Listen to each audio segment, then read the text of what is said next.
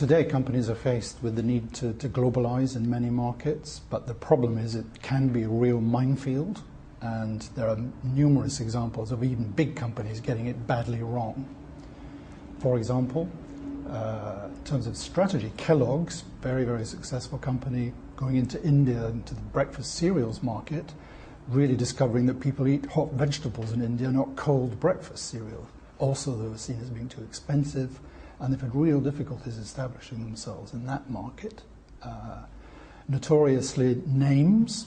I think it's Pepsi who used the strapline, Pepsi, comes alive, came over in an Asian language as reviving dead ancestors.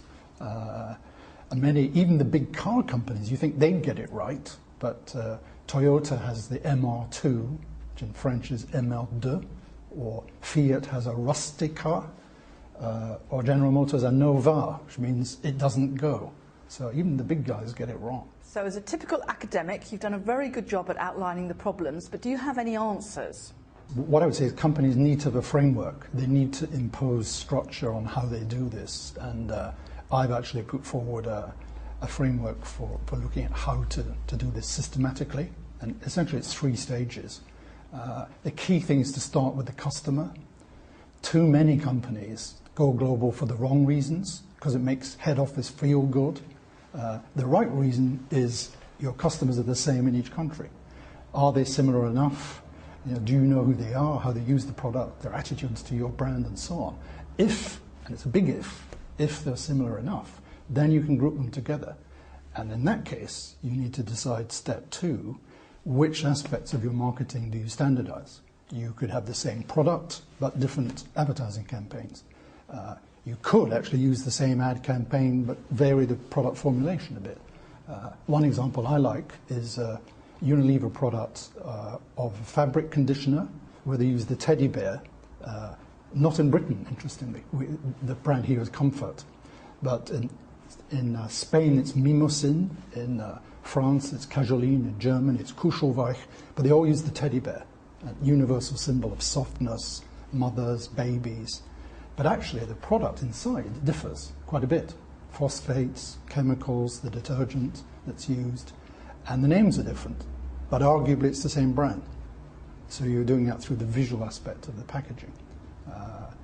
If you take communications as another marketing instrument, to use the jargon, advertising campaign by Amex, American Express, they've used testimonials in many countries. So they show a famous person basically endorsing American Express.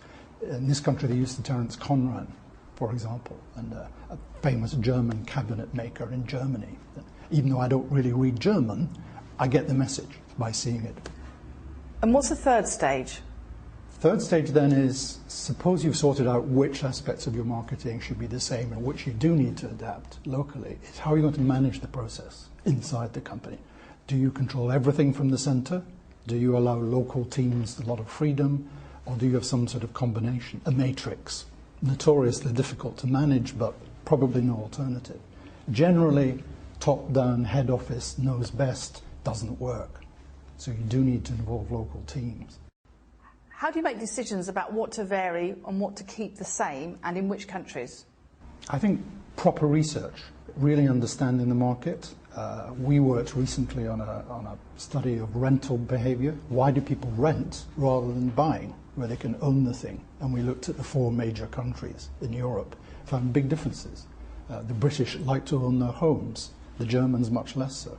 The British rent cars far more than the Italians. Attitudes to renting very different in different countries. So understanding these things can actually help you decide which aspects of your marketing you should actually standardize across countries and where you do need to adapt.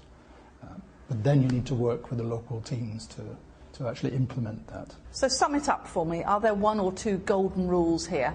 I think that the two main things are that although there are definite trends towards globalization, there are many cases where it doesn't work.